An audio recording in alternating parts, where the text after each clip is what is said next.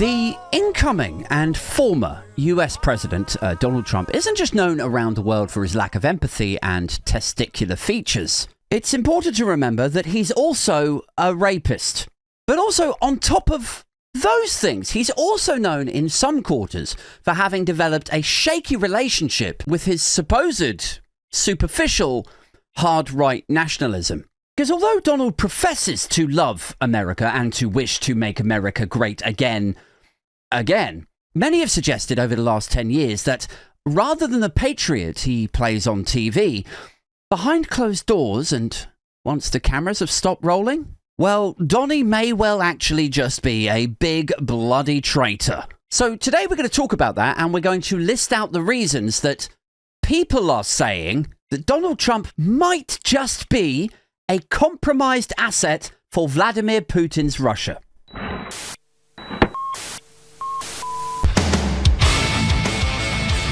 Back in the late 90s, it was a simpler time.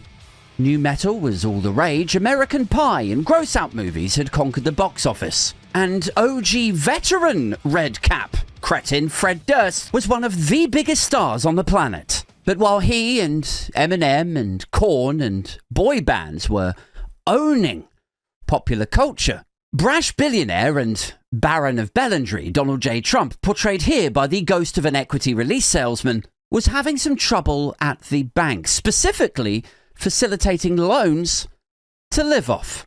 You see, Trump had over-leveraged in the high-end property and casino market and had instructed a number of his businesses to file for bankruptcy. By 1991, it was reported that he owed as much as $3.4 billion, and so, perhaps unsurprisingly, established American banks like JP Morgan and Citi had reportedly refused to lend the self-celebrated business genius. Oh, bloody economic left-wing establishment! However, luckily for him, the inclusive and diverse folks at Germany's Deutsche Bank came to the rescue.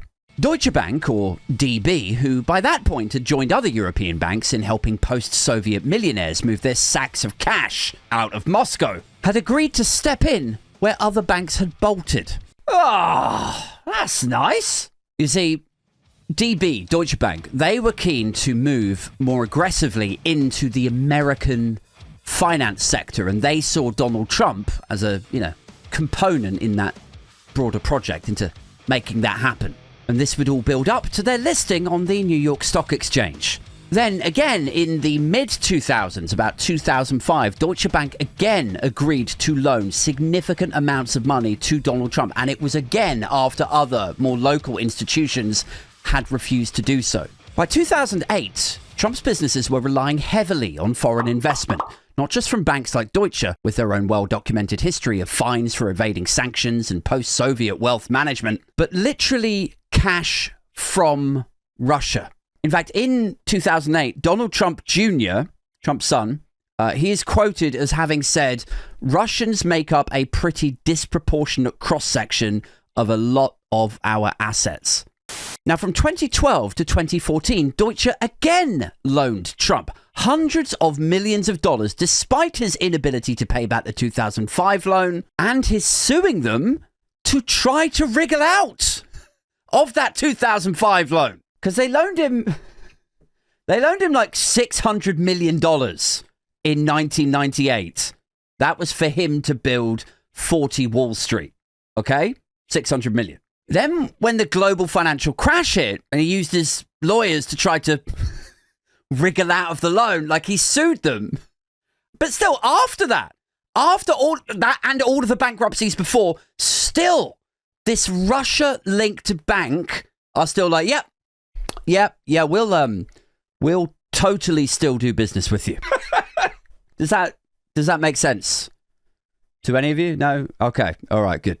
By 2016, Trump owed Deutsche Bank $340 million, thanks to his business expansions, his personal costs, his business running costs. And don't forget, he had to borrow like all of that money to finance all of this, even though he's supposedly a billionaire. And he borrowed all of that money with loans that he never should have got because other banks, when they did their due diligence, other banks had already rejected him because he'd gone bankrupt. Right? And this was all facilitated by a bank and wealth management company with a history of evading sanctions and laundering Russian money. You got it? You still with me? Okay, now, this is where it gets funkier.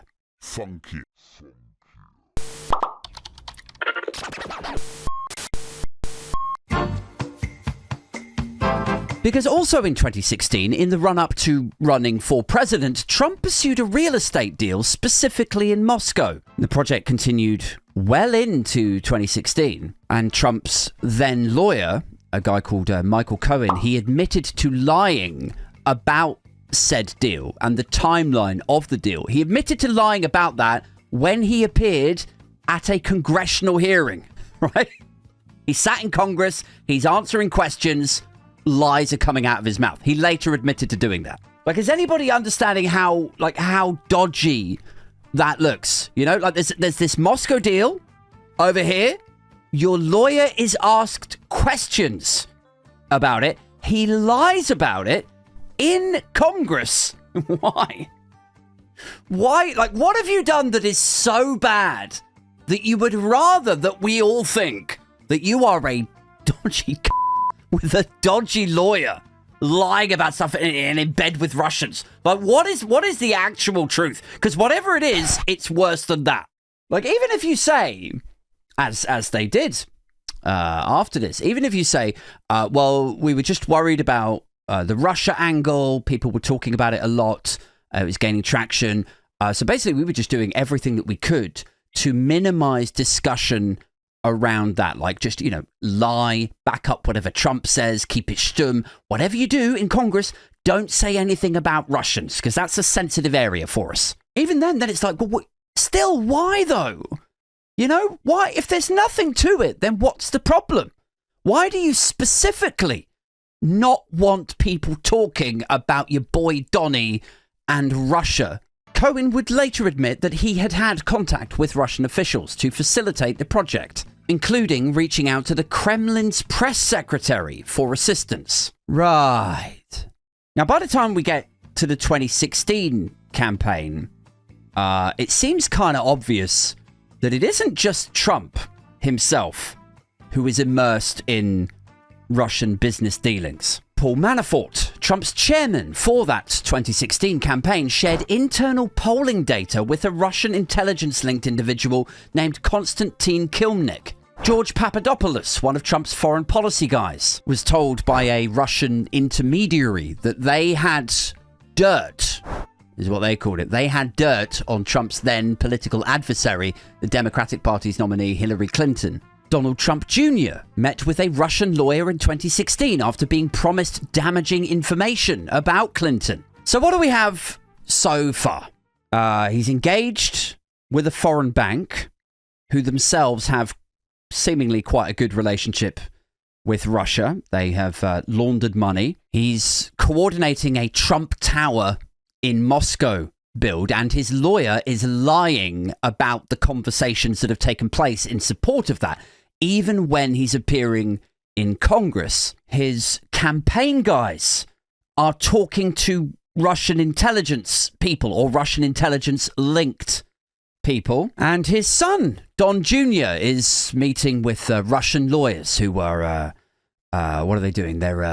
They're showing him some leg. They're doing that dance for him, aren't they? You know, doing a little dance for Don Jr. Just a little bit higher. Just lift that skirt a little bit higher. And here's the intelligence documents about old Hillary that you wanted. Here you go, Don Jr. But I'm sorry to tell you guys that it gets worse. Because in 2017, the Steele dossier was published by BuzzFeed, which collated and compiled by a former MI5 bot who used to head up MI5's Russia desk, alleged that Donald Trump had been compromised by Russian intelligence agencies ever since visiting Moscow and getting up to some salacious activities in a hotel there in 2013, like as he was scoping out the city for that Trump Tower build. And you will have heard this by now, I'm sure, but like one of the allegations that was included in that dossier was that Trump was in a hotel room and he engaged in golden showers. He had Russian prostitutes all peeing on the bed. And the idea is that the whole unfortunate episode was captured on video by Russian security services like the FSB. Now, this is a frequent sort of tactic that they take over there. They take foreign dignitaries, ambassadors, CEOs, academics. They take them out and charm them. They let them do whatever they like with the help, the entertainment. And then they, they film them and blackmail them. Like, it's a nice, isn't it? Like, I keep telling you people, like, it's hard. It's hard for content creators to make a buck right now. The YouTube ad money is just not cutting it, lad. So I'm not going to judge anybody for doing this whole, film them and blackmail thing. It is one step beyond my actual publicized goal at the moment, which is just to stand on the right side of the law in terms of libel and defamation, then wait for somebody to reciprocally defame or libel me, then I sue them, and that's going to be my new revenue stream, people. Anyway, so they film them and they blackmail them, getting up to all sorts of, weird and wonderful activities. And then they say, look, I can make your problem go away, but you are going to need to help us just a little bit. Your wife will never see this, but you need to do a little favor for me now. So that was in 2017 that dossier came out. In 2018, another Trump foreign policy aide by the name of Carter Page was accused by the FBI and Steele from that Steele dossier of being a Russian agent who allegedly tried to negotiate with the Kremlin that if they helped Donald Trump get elected, then they in turn would then try to get the sanctions dropped from the US to Russia. And I know what you're thinking, guys. You're listening to all of this and you're thinking, well, okay. I mean, there's a lot to pick through there, eh? There's a lot to unpack, but I'm still not sensing any smoking gun. There's no smoking gun there, Aid. And you're right. Of course you're right. There's just a shit ton of smoke, isn't there?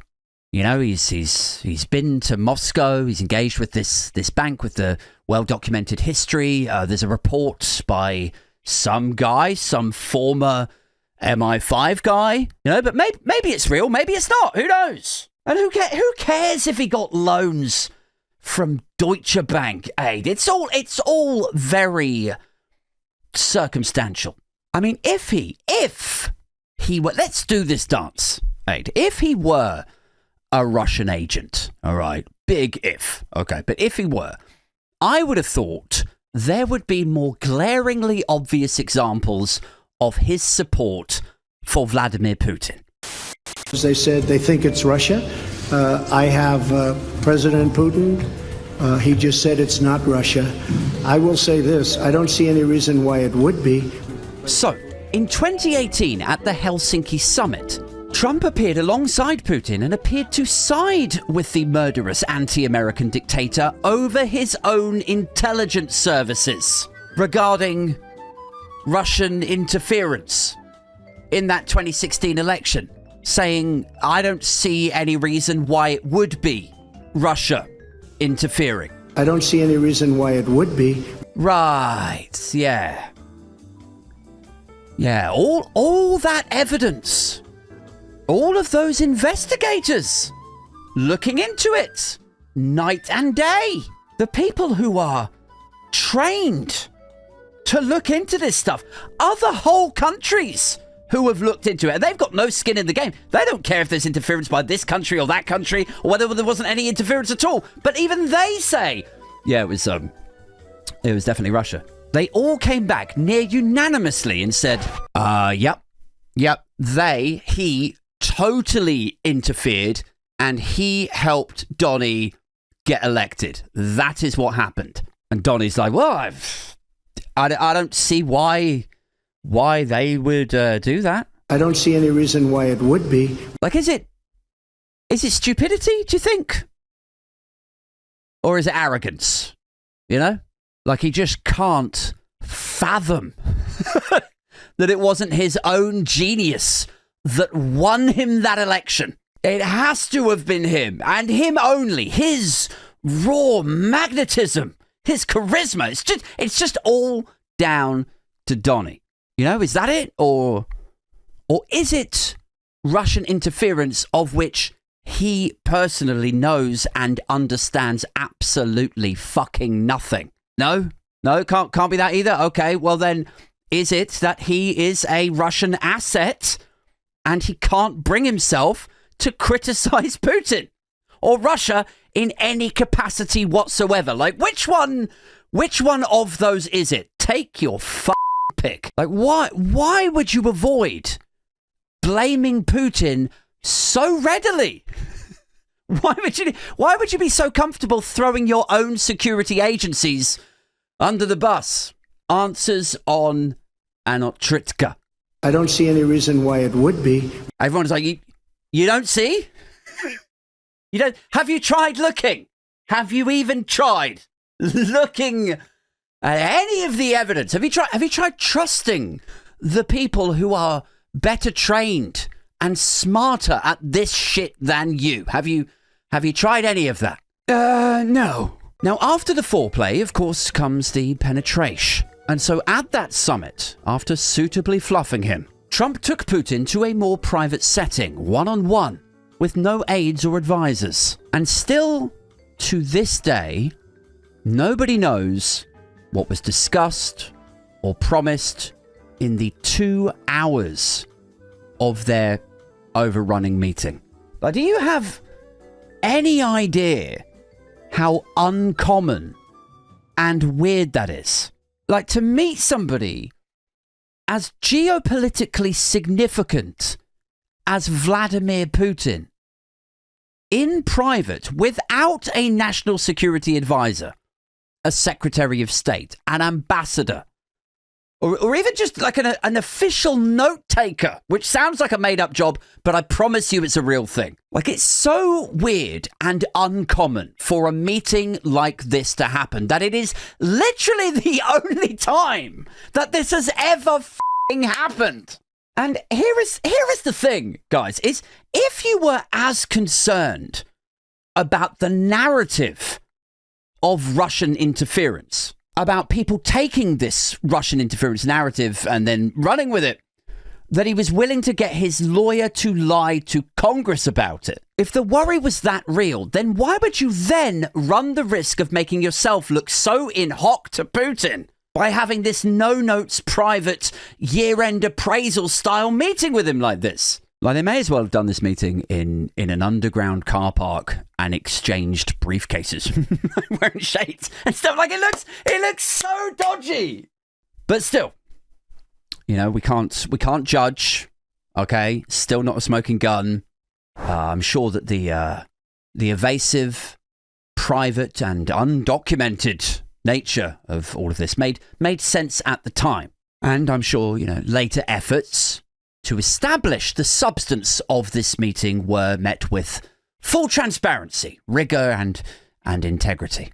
Actually, in 2019, the Mueller report, led by former FBI Director Bob Mueller, documented multiple instances where Trump attempted to obstruct his investigation into Russian interference. So he didn't cooperate with it. No, he actually tried to get Mueller fired. And by this point, like, look, you can't be like Trump or like his legal team or his son or whatever and just be like, well, you know, look, we just felt that people were making such a big deal out of the Russia thing. We didn't want to draw any more attention to it. Like, we just wanted to move on from that whole conspiracy theory, that Trump derangement syndrome. You know, that's why we obstructed the report. Like, you can't say we were worried that nonsense was going to cost him the election, because he had already been elected by that point. He had already sided with Putin over his own FBI by that point. Like, we didn't want to draw any more attention to the... Then why do you keep drawing attention to your weird relationship with Russia? I mean, there's still no smoking gun, but there's just lots. There's so much smoke now. There's more smoke now than a fucking Snoop Dogg tour bus. Now, it's important to say that Bob Mueller did not find sufficient evidence to charge Trump or his campaign with criminal conspiracy. But he did go out of his way to explicitly say that the investigation did not exonerate Donald Trump in any capacity. You know, it sort of came off around that time like, look, guys, I didn't find a smoking gun with regards to this, but this guy stinks to high heaven. This guy is far from like innocent, like fully innocent, acquitted kind of territory. Now, let's spool forward to 2022. After weeks of denials and suggesting that lining tanks up at the border were just military training, Vladimir Putin illegally invaded Ukraine. Now, he said it was because drug-addled Nazis had taken control of the country. The papers said he'd just gone mad. He's just mad Vlad. He's a megalomaniac. He just wants to take over the world. I said, and continue to say, he needed Ukraine and still needs it for geopolitical security. He needed it for gas pipelines and natural resources in a world that is frankly smack-jacked on fossil fuels. Can't give them up. Can't wean ourselves off that shit. No, we can't. We are high as a kite on fossil fuels. And we absolutely, no matter which country you're talking about, Russia, America, the UK, Israel, we absolutely will construct war on terror, or I've got to root out Hamas, or drug-addled Nazis kind of narratives, if that gives us the pretext to go in and get what we want. But I digress.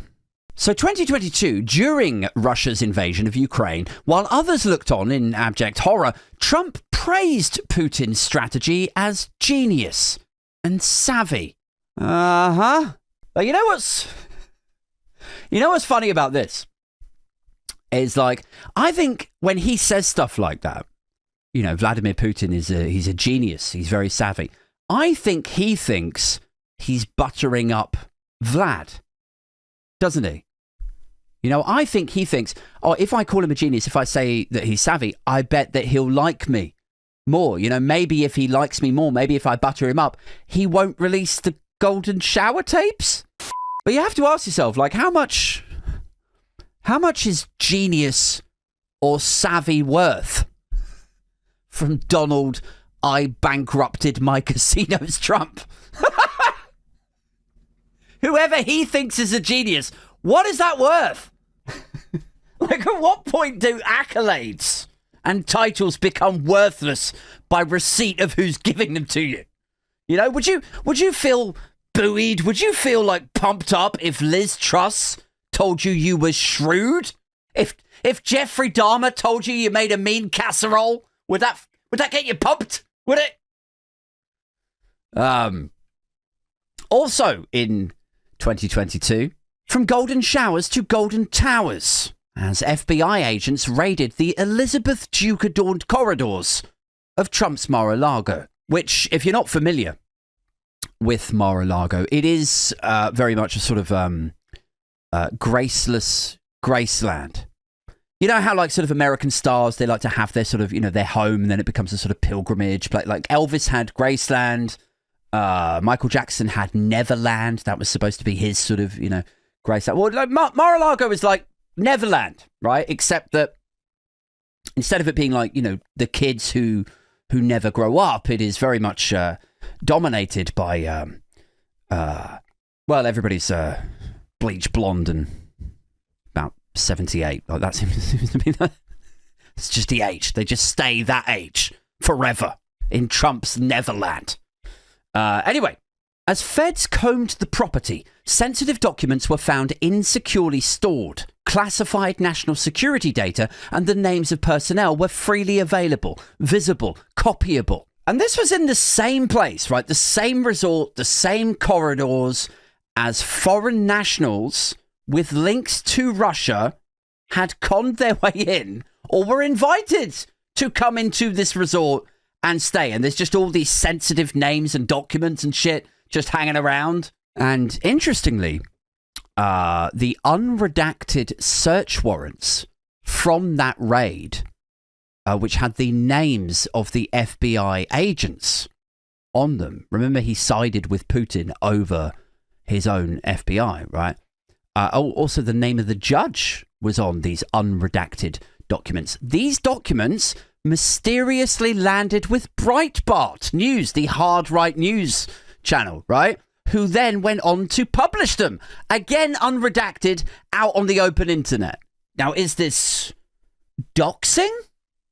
You know? If you put out the names of FBI agents who deigned to raid Donny? Is that what it is? Is it doxing? Is this intimidation, perhaps, you know? Designed to scare people off from looking into whatever sensitive intel he was holding in his house that spies were rumoured to be staying at, with the classified intel laying around that he could have handed to nefarious actors. You know, is it doxing? Is it subterfuge? Is it espionage? Honestly, no idea. But I do think it's telling that it's only Trump and Trump's attorneys who would have had that information, like those unredacted documents with the serving FBI agents' names, the FBI that he's supposed to have trust in, because it's a government agency, right? And he used to be the president. It's only them, Trump and his attorneys, who would have had access to those documents, and yet somehow those specific documents ended up published in full, like a fucking credits list rolling. Also in 2022, it was revealed that another unredacted binder, this time of sensitive CIA and NATO intelligence into Russian operations, mysteriously went missing, just vanished in the last days, nay, final hours of that first Trump presidency. Now again, right, like, on its own, not that bad, is it? You know, things go missing all the time. But when you're the president of the United States and you've been under suspicion for so long, and you are acutely aware of the suspicion that you and your team are under, like, you're aware of being under suspicion because you've already said, like, oh, we didn't want to make a big deal out of the Russia thing. You know, that's why we lied in Congress. Like, why wouldn't you take extra care to avoid you falling under further suspicion? Why wouldn't you just keep an eye on everything, all of the binders, and be like, we better not fucking lose that thing, or we'll be like, that's not going to help with the Russia conspiracy theory nonsense. Like, why would you take this risk of making yourself look more suspicious? You know? Unless it was basically your job. Unless it's what you were being instructed or possibly blackmailed to do. You know? Like, boyfriends and husbands sometimes get understandably pissed off, right? When they're accused of behaving shady, or, you know, when they're told that there might be some sort of trust issue between them and their girlfriend and their wife, you know? And I think that's fine. It's understandable to be offended. You know, if you're accused of doing something wrong or behaving improperly when you didn't do whatever it is that you're being accused of. And on top of that, you know that you wouldn't, you know? Like, don't you trust me? Like, what the fuck?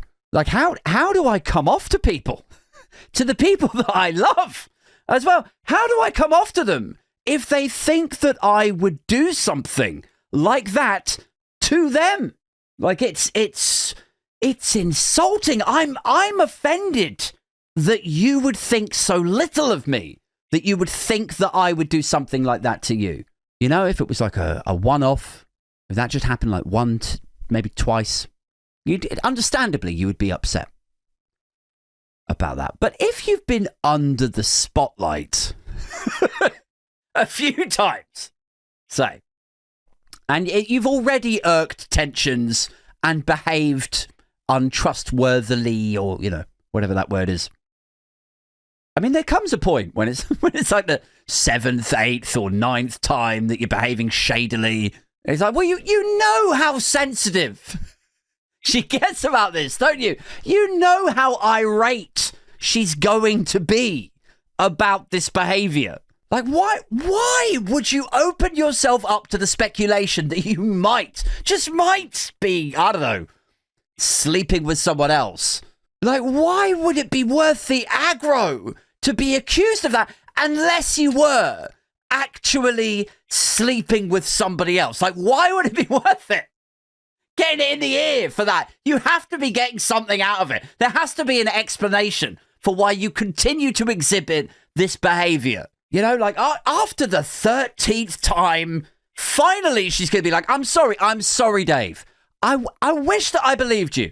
I wish that I did, but it's always on a Thursday. It's only the days that you work with Jessica. I just don't know if I can believe I'm sorry I was working late, or my phone battery died, or I'm sorry about the lipstick on my penis. It's just, I don't know if I can believe it. I don't know if I can give you the benefit of the doubt the 23rd time that this shit has happened, Dave. And there comes a time when there's just too much smoke in here. Too much smoke. In 2024, Trump refused to back NATO countries and told Vladimir Putin to do whatever he wants, with the member states that don't pay what they're supposed to into that NATO kitty. Now, all NATO member states are supposed to contribute about 2% of their GDP, and some find that more difficult than others, particularly former, like, Soviet states. And so there is this idea, like some people have said, that he's just saying this because he knows that they will never be able to contribute 2%, and then that would give his boy Putin free rein to invade them.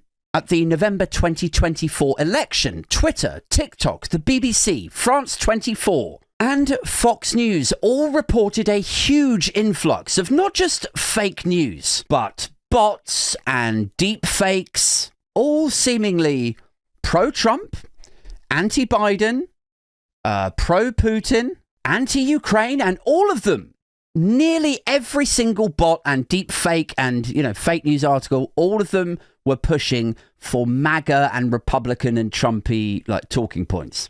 And the same was true in 2020, when Carnegie Endowment found a significant portion of bot activity was pushing Trump and Trump disinformation. Meanwhile, Check First, an online analytics company in Finland, independently investigated the network behind deep fake videos and traced them back to a marketing agency with a Russian IP. Which brings us up to, where we are now, as Donald Trump is about to re-enter the White House. Now, are we saying that Donald Trump is definitely, 100%, definitely a Russian asset, a Russian spy? No. No. Frustratingly, there is still no way to be sure. But it's telling, I think, that earlier on today, I asked ChatGPT, not if Donald Trump was a spy, or not even for it to grade my thoughts and feelings about this topic. I just asked it broadly, no context whatsoever. I asked it, what behaviors could I expect to see if an American president or presidential candidate were compromised by the Kremlin? And these are the behaviors and examples it told me to look out for. Number 1, pro-Russia rhetoric and praise for Putin. Check.